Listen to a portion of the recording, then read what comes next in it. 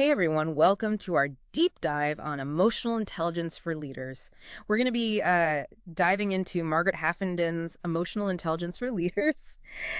And, this isn't just like your typical leadership fluff piece. Like, have you ever worked with a leader who just seemed to, like, get it? Yeah, Not just the work, but like how to make you feel, valued, heard, all of that. absolutely. That's the kind of leader we're talking about today. Yeah. The kind who inspires trust and gets results. Yeah, absolutely. And that's precisely where emotional intelligence comes in. Right. It's not about being nice. Right. It's about understanding and managing emotions, Yeah. both our own and those of our team, to lead effectively. It reminds me of this one project I was on, and things were, kind of going sideways a little bit. Deadlines were looming. And our leader, instead of like freaking out, called like a quick meeting. Right. But it wasn't just about like fixing the problem. Yeah. He genuinely wanted to hear our concerns. Mm. And that really stuck with me. That's a perfect example of emotional intelligence in action. Haffenden. She breaks it down into 4 quadrants. We'll be unpacking each of these today. But think of them as, self-awareness, self-management, awareness of others, and relationship management. It's like leveling up your leadership skills. I think. Exactly. Let's start with emotional self-awareness. Haffenden, she uses this great analogy of knowing what's driving your bus. I like that. It resonated with me because, until we understand our own emotions, we can't manage them. Right. And we certainly can't lead others effectively. That makes a lot of sense. It's like trying to give someone directions when you don't even have a map yourself. Precisely. In her book, Haffenden tells this, very relatable story about someone dreading a 9:00 a.m. meeting. Oh, yeah. They're anxious. They spill coffee on themselves. We've all been there. Yeah. And because they haven't taken the time to understand why they're feeling this way, they bring all that baggage into the meeting. Oof. I've been in those meetings. It never ends well. And that's what she refers to as chief exec's disease. It's this vicious cycle where leaders, often due to their own lack of self-awareness, Right. create an environment where everyone tells them what they think they want to hear, not the reality of the situation. Yeah. So how do we avoid this chief exec's disease? How do we become more self-aware leaders? Well, Haffenden points out 3 common types of unaware leaders. Okay. You've got your brilliant but appalling type, incredibly smart, but they bulldoze everyone. And they lack the emotional intelligence to realize they're stifling creativity instead of fostering it. Oh, I've definitely encountered that one. It's intimidating and counterproductive. What are the other types? Then you have the behind closed doors leader, Okay. who values autonomy, perhaps to a fault. They assume everyone operates the same way they do, leading to a lack of communication, visibility, and direction. Yikes, that sounds like a recipe for disaster. Give me a leader who's at least present and engaged any day. I hear you. And lastly, we have the never less than perfect leader. They live and breathe perfectionism, but it comes at a cost.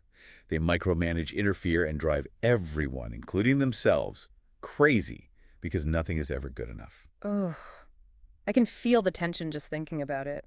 It seems like self-awareness really is the foundation for everything else. If we don't understand ourselves, how can we understand those around us? That's precisely it. Ah. And that's what makes self-management the second quadrant of emotional intelligence so crucial. All right, so we've established self-awareness is really key here, but how do we actually manage those emotions once we recognize them? I'll admit, there are times when I just want to react impulsively, especially when I'm feeling stressed or under pressure. Yeah, it's a natural human response. Right. But like you said, it's about managing those impulses. Right. And that's where emotional self-management comes in. And this is where things get really interesting. Haffenden illustrates this point with a scenario that I think many, many will relate to, Ryan. Okay. It's Friday afternoon. You're looking at a critical project report, Mm-hmm. and it's full of errors. Oh, no. Yeah. I can already feel the stress building just hearing you describe it. What happens next? So in this scenario, the leader completely loses their cool rope. Oh, no. They storm off, they find their team, and they just unleash a torrent of anger and blame. Yeah. A classic example of emotional hijacking. We've all been there, right? Either as the hijacker or the hijacked. Sure, Exactly. It's not pretty. And I can definitely say it's not effective. Exactly. And what's interesting is that the book doesn't advocate for being nice all the time. Right. It's about being effective under pressure, which sometimes means having difficult conversations. Yeah. But doing so without letting our emotions kind of run the show. Easier said than done, though, right? It is. It is. So how do we actually do that? Well, this is where understanding our emotional buttons comes into play. Okay. Emotional buttons. Break that down for me. Yeah. So we're talking about those sensitivities, often rooted in past experiences, that can trigger those like outsized emotional reactions in us, right? You got it. You've got it. Think about things like feeling disrespected, not being good enough, feeling invisible or alone. Yeah. We all have those buttons, and when they get pushed, we tend to overreact in ways that aren't helpful. Wow, feeling invisible, that one definitely resonates with me. So how do we prevent ourselves from like getting caught in that reactive spiral? Right, right. So Haffenden uses this great visual of a button spiral. Okay. It starts with a triggering event, Okay. like that error-filled project report or a harsh email. Right, yeah. That triggers a story in our minds, often filled with assumptions and interpretations that might not reflect reality. It's the story we tell ourselves, right? And often like those stories are more about our own insecurities than like the actual situation. Exactly, exactly. Yeah. And as we replay that story, our bodies start to react. Our heart rate increases. We feel tension building. Right. And before we know it, we're reacting emotionally in a way that might feel justified in the moment, but ultimately doesn't serve us or our team. Been there, done that, regretted it later. Exactly. So how do we hit the brakes like before we spiral out of control? Well, it starts with awareness. Okay. Pay attention to your body's signals. Okay. When you feel that surge of emotion, take a moment to pause and challenge the story you're telling yourself. Yeah. Is it really true, or is your not good enough button calling the shots? That's such a powerful point, taking that moment to pause and reflect. Yeah. It's about choosing our response instead of letting our emotions choose for us. Absolutely. And that brings us to the third quadrant, emotional awareness of others, which builds on everything we've discussed so far. It's not just about knowing what someone is feeling, Right. but responding in a way that builds trust and fosters connection. So it's about empathy. Yes. Really putting ourselves in their shoes and understanding where they're coming from, even if we don't agree with it. Exactly. Haffenden tells this cautionary tale Okay. about a leader announcing a downsizing with enthusiasm, Oh, boy. completely missing the fear and anxiety rippling through the room, right? Yeah. They were so focused on the task, on the supposed efficiency of it all, Right. that they failed to consider the emotional impact on their team. Yeah, that's a classic example of what not to do. It highlights the importance of like reading the room, Yes. paying attention to those nonverbal cues, Totally. and acknowledging people's concerns. It's ironic, isn't it? Yeah. Effective leadership requires bringing people along with you. Right. And you can't do that if you're not attuned to where they are emotionally.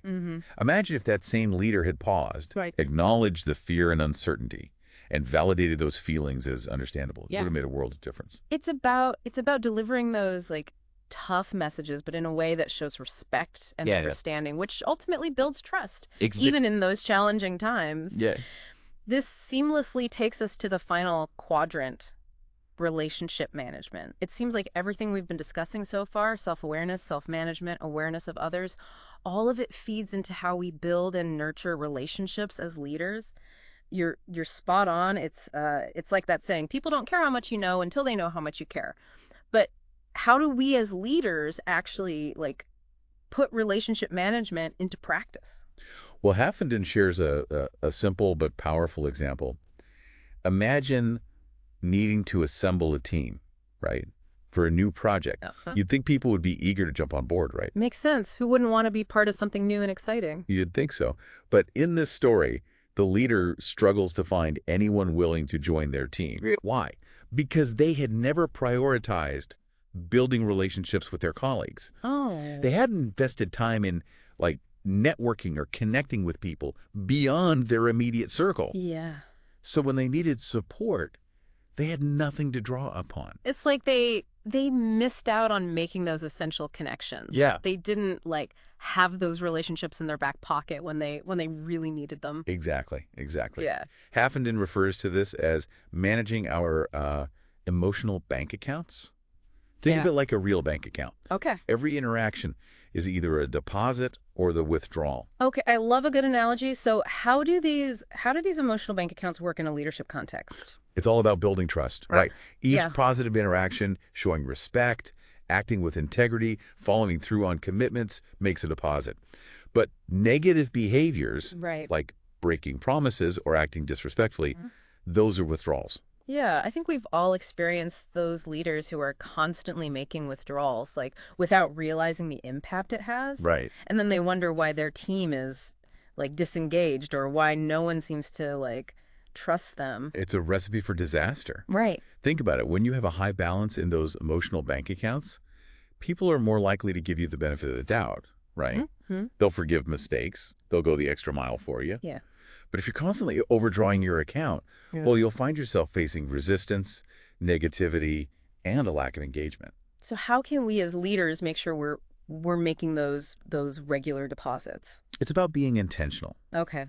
Yeah. Don't wait until you need something to start investing in relationships. Yeah. Make it a daily practice to connect with your team, genuinely understand their perspectives, and build trust through, consistently demonstrating emotional intelligence. It's about shifting our mindset from like transactional to relational. Yes. It's not about what we can like get from people, but what we can give and how we can contribute to their success. Mm-hmm. It's about recognizing that our leadership currency is trust. Yes. And that grows from genuine, emotionally intelligent interaction. Exactly. And as Haffenden so aptly puts it, if you fail to build those relationships, your chances of succeeding are not very high.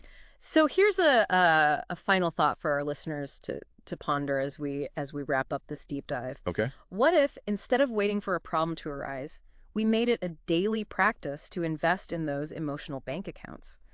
How might that transform not only our leadership and our teams, but also our own well-being? It's a powerful question Yeah. and one worth reflecting on because ultimately, emotionally intelligent leadership recognizes that people are not just resources. Right. They're human beings Yeah. with emotions, aspirations, and a need to feel valued and connected. And when we as leaders tap into that, Yes. that's when true magic happens. Absolutely. Thanks for joining us on this deep dive into emotional intelligence for leaders. We hope you've gained some valuable insights to help you on your own leadership journey. Absolutely. Until next time, remember, leadership is not just about what you know, Yes. but about how you make people feel.